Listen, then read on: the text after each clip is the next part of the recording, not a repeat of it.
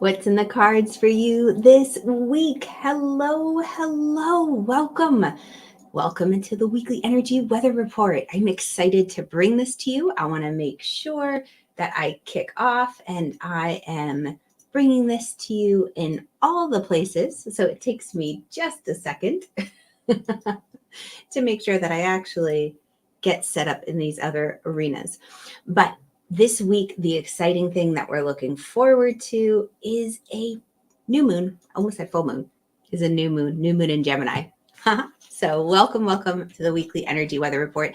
As you jump on, give me a quick hello. Let me know how are your energy levels feeling? Have you been feeling sleepy? Are your feet dragging? Or are you feeling energized and ready and roaring to go? I'm curious because everybody experiences these energetic currents in different ways. But what I found for the most part, from talking and conversing, so to speak, with my clients and students, is that there's a sleepiness kicking in. We've been on this forced march. It almost feels like this big burst of energy in the beginning of the year where it's run, do, gotta go. Time is flying. We feel like all this, there's so much that needs to be accomplished. And then all of a sudden right now, things are slowing down a little. They're getting a little bit sleepy. All right, just making sure that I am live. All right, fantastic. Julie, hello. Glad you made it. Yay. Okay, let's just start off with what do we need to know for the week ahead?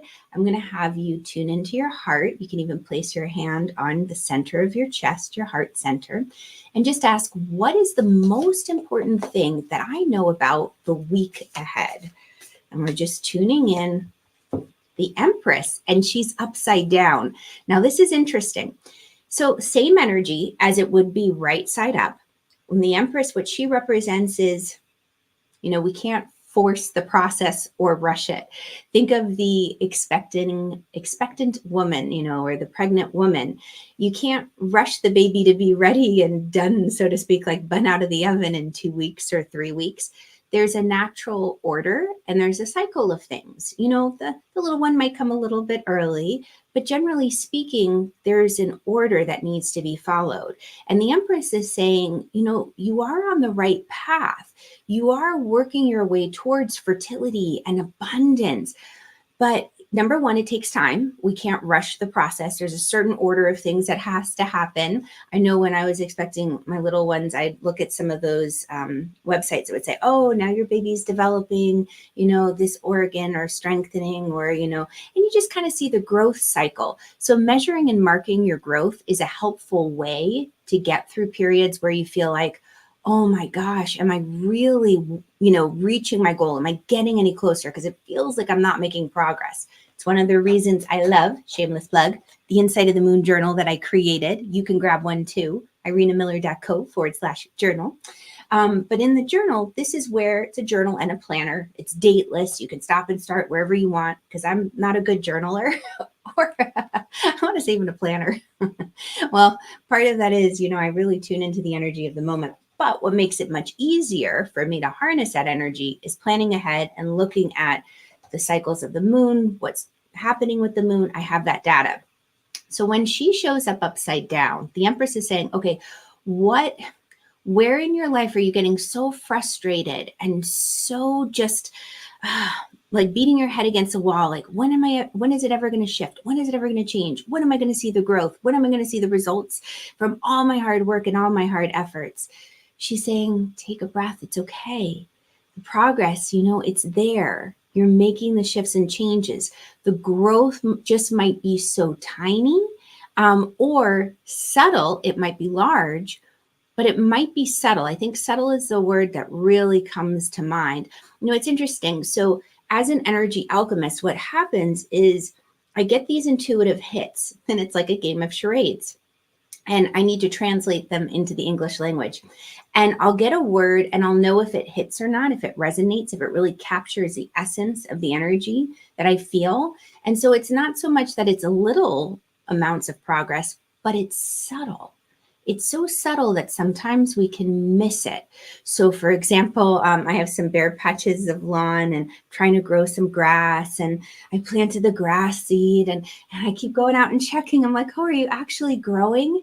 And it feels like you have to use a magnifying glass, but if you look really closely, there are these tiny little wisps of thin green sprouts, but it seems so slow. Like I'm actually sitting there watching the grass grow. It can feel like that. So this week, if you're feeling like, I'm doing everything I can, but where is the progress? Take a deep breath. In order to kind of shift this energy so it's more upright, so there's a feeling of, okay, I know all is well. I do my practice, I do my work, and things are coming. I'm going to just ask, what can you do to help? I'm going to say to help see. Again, I'm trying to pinpoint the word, but what can you do to help see the outcome, to see the progress of all of your work? So what can you do to start seeing, to start to see the progress of your work? 3 of Wands. I love it.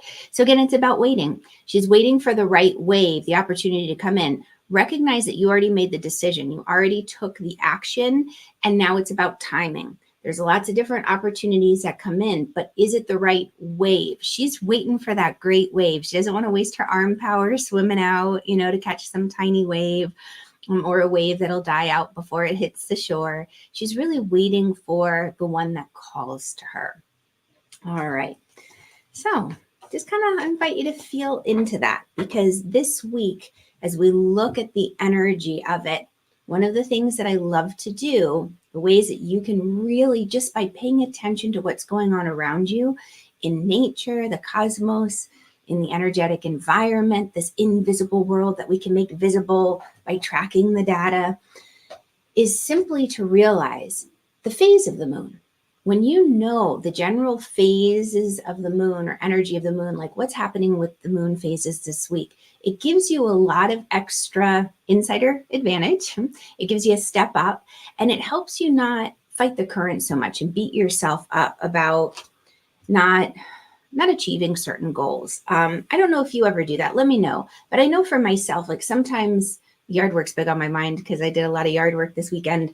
But I'll look around, and we have a lot of ivy around our house. And sometimes I'll just look and I'll think, I don't know how I'm ever going to contain and work with this, because it just seems so overwhelming and so overbearing. And I feel like I'll never be able to do it. But what I realize now, especially tracking the energy of the cosmos, is that, well, maybe not today, but maybe next week. Or, maybe when the moon is here, or maybe when, these astro events are happening, I will find the energy and it will be joyful. It won't feel like a sluggish or slog or a chore. So I want to invite you to tune into that and realize that that's one of the advantages of just noticing the cycles of the moon. So this week we have a waning crescent. What does that mean? Well, the moon is moving from that full position, which was about a week and a half ago, and it's slowly getting darker and darker and darker. So the little sliver in the sky is getting thinner and thinner and thinner as we work towards new moon on June 6th, which is Thursday. It is. I wanted to make sure. Sometimes I lose myself in space and time. So June 6th, this Thursday, we have the new moon. Typically, when a moon is in that last part of the waning experience, right before the new moon, it's a very introspective time. The moon is encouraging us to rest, to recuperate, to turn in. So if you've been feeling sleepy, then I do encourage you, pay attention to the moon cycles. What's happening? Is it in step with the moon? Maybe it is, maybe it isn't. But it is very fascinating when you start to track these patterns and you say, oh, well, we're working towards a new moon. No wonder I'm feeling a little bit more tired, a little bit less excited and enthusiastic about going out and being with everyone. I just kind of want to be a little more introverted. So that waning moon prepares you for that. The other thing is I want to invite you to think of it this way. Oh, and I get chills because I didn't think about it this way before. So she has a beautiful moon up there. It's a full moon, granted. And we're working towards that full moon cycle. But here's the great thing about the new moon. In order to have the energy to reach that full moon culmination, to reach the fullness of the growth, the rightness of the harvest, so to speak, we have to have the energy to grow it And if you don't have the energy to grow your dream, then the dream falls flat. We don't have the energy to get there. And I get chills. And this is it's so interesting how the inspiration hits. When she's upside down like this, the other thing that really, really comes to mind are energy levels. How are your energy levels? Do you have the energy to reach your dreams? I love there's a quote, and I don't remember who said it. It's kind of from the fitness world, but it's like, this body, and I want to add in this mind, this spirit, our energy levels have to be strong enough to reach our dreams. Because if your energy falls short, if your spirit falls short, if your mind falls short, if the physicality, you don't have the physical strength, then we can't reach our dreams. We're training for this. So you have been training for something incredibly beautiful and big. It's coming towards that culmination. But it's saying you have to have the energy to grow it. And new moons are all about potential. It's the seed that we plant. Think of it like the little acorn who has the blueprint in it to grow the giant oak tree. I always get fascinated because you look at these tiny little nuts like almonds or walnuts, and you could gobble them all up like by the bucketful. But when you actually take a moment to pause and recognize the preciousness of them, meaning how much energy, and again, I want to go to the blueprint because it's this energetic code within it, how much it contains, you start to realize, oh, I don't need to consume that much. That's another little side note with food. I don't know that I want to go down that rabbit hole. But you can always ask, what are the energetic codes within this food that I need right now in order to nourish my body, mind, spirit? If you're interested about that, comment food and I'll get back in touch with you. So with that being said, this week, what you're doing is you are storing your energy, like the little squirrels store the nuts for the winter. Store up your energy, do everything you can that recharges your battery. I want to encourage you to do your moon. So where was the moon when you were born? What sign was it in? What zodiac sign? What house was it in? What phase was it in? Holy cannoli, I might be speaking Greek now. If you don't know any of that, reach out to me. In my moon club, we're going to dive into that. If you don't know about my Inside of the Moon club, then you need to know about it. I've quietly opened the doors. That's irenamiller.co/club. Come play, hang out. We dive into all the exciting details of the moon. So when you do your moon, essentially what you're doing is you're feeding your spirit. So if you have a moon in Aries, doing something physical, and moving your body. If you have a moon in Gemini, you might find that you need to give your mind something to focus on, because otherwise anxiety, just kind of might want to chatter, go, always spinning, always moving. Moon in Cancer, do something very nourishing. You're at home, you're wearing comfy clothes, maybe watching that rom-com. Moon in Pisces, near the water, anything to do with water, music. So along that nature, what you start to do is you start to give yourself ways to cope and ways to, what I call, feed your spirit, nourish your soul. Because a lot of times, we feel energetically drained, and part of that is that it's a symptom that our soul is starving for connection to the sacred. And if we had that connection to the sacred, if we were reconnected to the awe and the wonder of everyday life, we'd have a lot more energy. Life would be a lot different. So anyway, topic for another time. All right, I am going to just see. I have this one little pop-up that pops up and I see one oh, there it is. Hello, Hannah from Europe. Patience is the word for this week. Yeah, most definitely. So let's break down this week. In the Moon Club, I did a big training, and actually I shared it with non-Moon Club members, moon mapping, because I was inspired to just kind of make it available so people could see what we do in the Moon Club. But we mapped out this month ahead for June. Now, every week is dateless. You can stop and start wherever you want. I love to set an intention for the week, my top 3 things, the crystal I'm working with, the ritual or sacred practice, and then also how am I going to feed my spirit. And I give ideas and tips for a ritual, a sacred practice, a crystal every single month in meditation. And what we're going to do is, we know already the moon is in a waning phase. So let's just talk about days of the week. Monday. So Monday, when we start off, when most of us are waking up, the moon is going to be in Taurus. And before I get into the Taurus energy, let's go ahead and pull a card. And I'm going to just ask on your behalf, you just have hand on heart, what's the most important thing that you know about the moon in Taurus on Monday? I love that Gemini pops up because the sun's in Gemini. And this particular card, the cross-pollinate, what this really reminds me of is sharing ideas with other people. So the moon in Taurus is an energy that's encouraging you to slow down, which is great because we're going to the new moon. So it's saying slow down, enjoy the finer things in life, enjoy conversation. We know that naturally, energetically, it's a turning in week. We want to maybe be a little more introverted. Our energy might not be as high, but you know what? Sometimes there are certain social media platforms that I find that I get all sorts of inspiration and ideas from.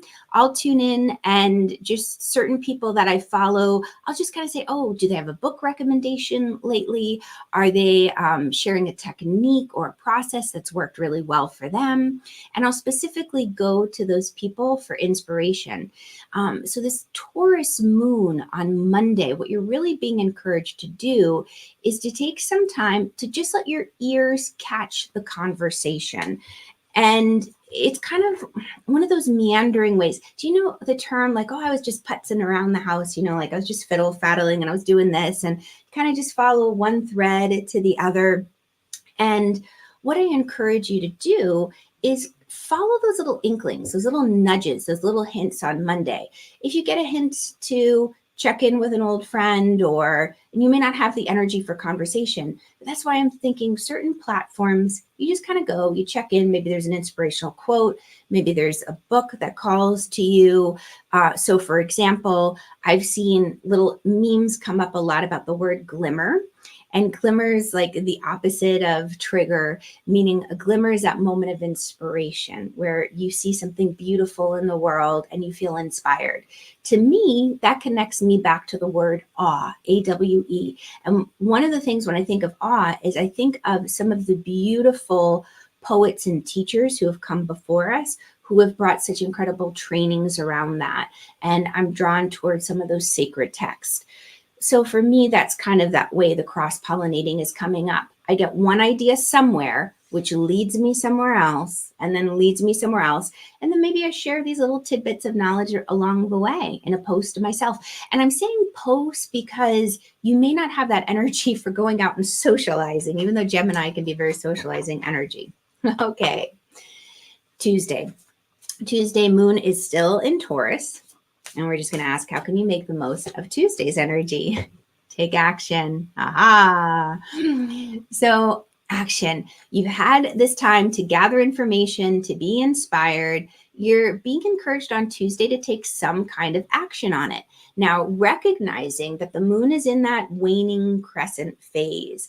Our energy may not be really go, let's do this. But what we're being encouraged to do, and I just want to see, when does Mars... because I don't remember it off the top of my head. I don't know if I have it here. I don't think I do. Dun, dun, dun. Oh, okay. So it's not until Saturday. So we still have Mars and Aries energy, and that's encouraging us to move. When Mars moves into the Taurus energy on Saturday, we're going to feel a little less drive, a little less power. We're really going to want to enjoy summer, those lazy, hazy days of summer.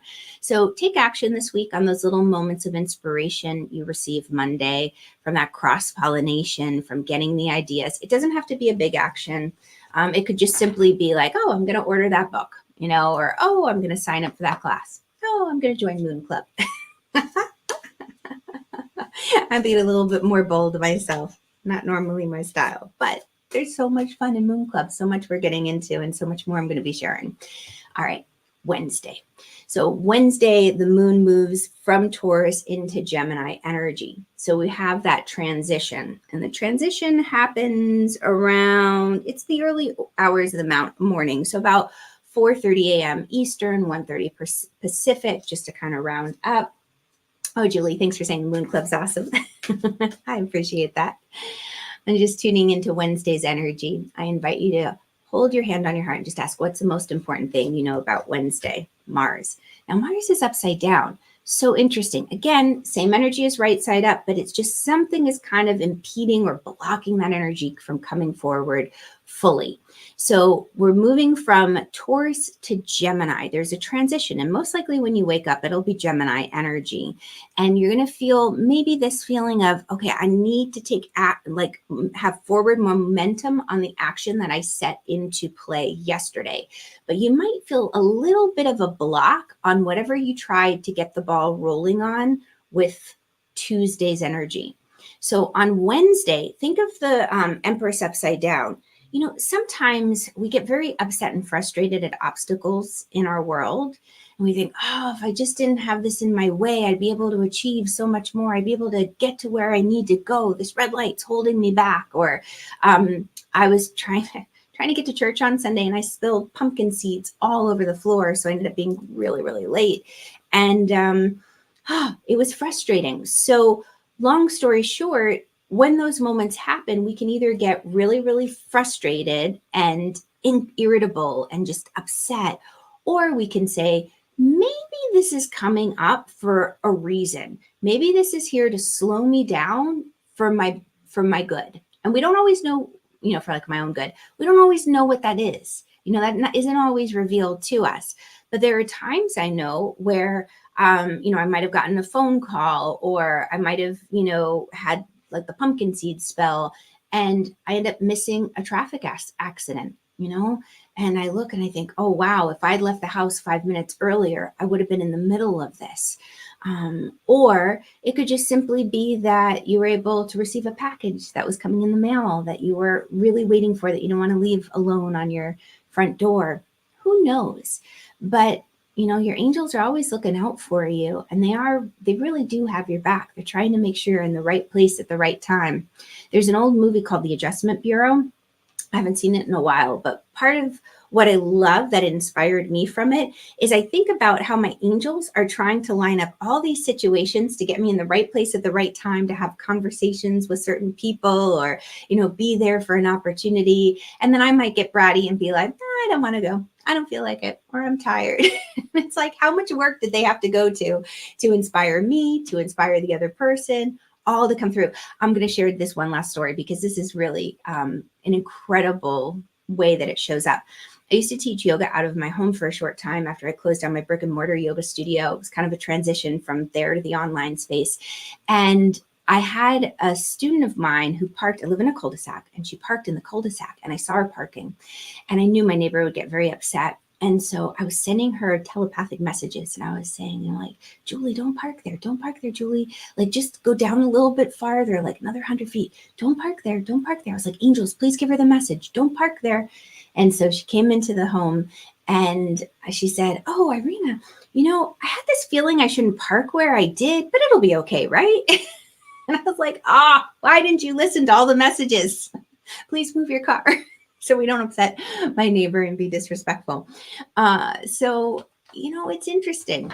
There are times we get those subtle messages, but we're not paying attention. That's why the journal is great. You just write down that little insight, like, oh, I got a feeling today that I should do A, B, C, X, Y, Z. And then take note if you followed that inkling or if you didn't follow it. What happened? You're just collecting data right now. We're in the role of observer. Yeah, there are too many obstacles. Oy. But sometimes the obstacles can protect us. So I invite you to kind of just look at it a little differently. And Wednesday, when the moon is moving into Gemini, if you were running into obstacles and Gemini moon, your mind might start going into the bad neighborhood, as one of my neighbors call it, with worry and anxiety and what ifs and blah, blah, blah.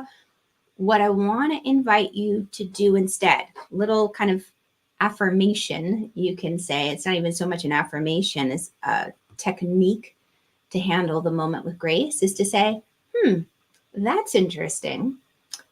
I spilled pumpkin seeds all over the floor. That's interesting.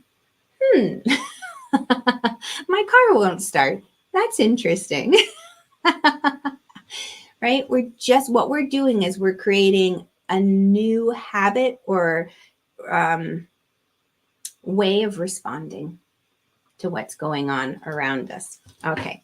So Thursday, moon in Gemini still. And This is when the new moon is happening. So we're going to tune into that new moon energy. It's a very spiritual new moon, highly, highly intuitive because it's 16 degrees.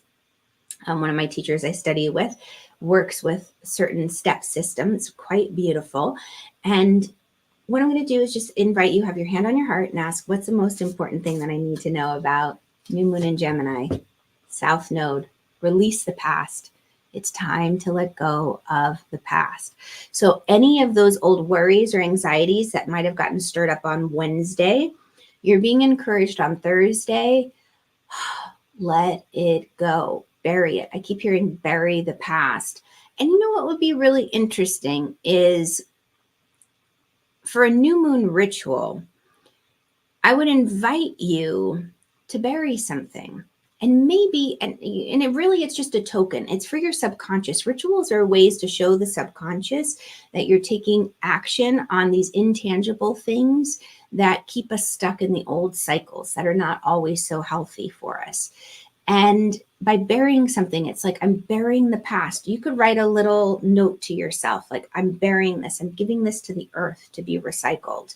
And you just bury the little note. Maybe there's a crystal that you use and you're just like, you know what? I'm going to just, release. And it could just be a stone. Sometimes I'll just use a rock from the garden. Just be like, you know what? I'm leaving the weight of this with the earth so that I can walk away feeling less encumbered and less weighted down. But I will release the past, bury the past. Okay, Friday's energy. I'm glad you feel that's interesting, Heather. You're welcome. So Friday, moon moves from Gemini into Cancer. And so that Cancer moon, how can you make the most of it? Oh, I get Mars again, upside down. Holy cannoli. So again, if you run into obstacles, and since the moon is going from Gemini to Cancer, I'm going to invite you to tune in to say, what obstacles of thought, because Gemini rules air, rules the mind, it rules intellect. What old thoughts, and I'm tuning into the astrology of it. I hesitate to say beliefs. What it really feels like is, where haven't you trusted yourself in the past? Where have you second guessed yourself and doubted yourself? And because of that, not fully buying into your heart, have you hit a wall where maybe you've placed an obstacle of your own? Because Friday, it feels more like an obstacle that you have more control over. And it feels like an obstacle of the heart. Where might there be, and know too, after the new moon, now we're getting into a waxing phase. We're starting to grow. It's very, very subtle. We're still in that new moon sleepiness. It's still the day after the new moon, so we're still in the new moon window. But energy's shifting a little bit. So I'm going to encourage you to play the I love game and play it with yourself along the lines of, I would almost say it like this. You know what I would love? And do this for Friday night, because the moon's going to be in Cancer. It's going to be very, very much about nurturing your emotions and your feelings. You might be a little bit more sensitive, take things more personally. So you can say, you know what I would love? I would really love an ice cream sundae tonight. Or, you know what I'd love? I would really love to go for a walk tonight. Or, you know what I would really love? I'd love to just stay at home and order pizza and watch a movie. Or, you know what I would really love? I would just love to be able to sit in the backyard or at a park and just listen to the birds. Whatever it is, maybe you really love to, to do something wild. But since the moon is in Cancer, most likely it's going to be something that feels like home to you.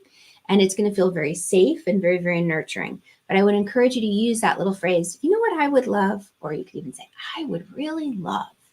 Why am I saying love?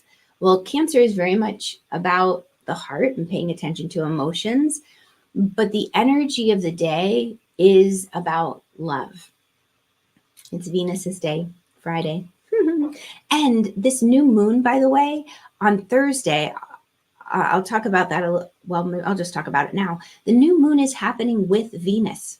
So this is a rebirth of what you love, really giving the energy of your thoughts. Why thoughts? Because it's in Gemini. Your mind, your intellect, pouring it into what you love. So the beginning of the week, when we have those little bumblebees cross-pollinating, there's that encouragement of like, what information do you want to disseminate? What do you want to study? What do you want to share with the world? What is calling to your heart right now? Bury the past on whatever day that was, Wednesday or Thursday. I feel like it was Thursday. Bury the past. Let it go with that new moon ritual. Release it so that you can move forward with this new inspiration, this new way of thinking, this new thought.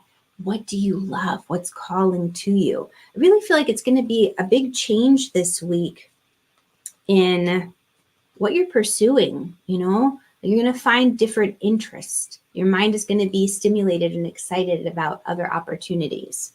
Okay, so moving into the weekend, moon in Cancer. And can you feel the shift in energy? Even as I'm talking, I'm feeling into these different days.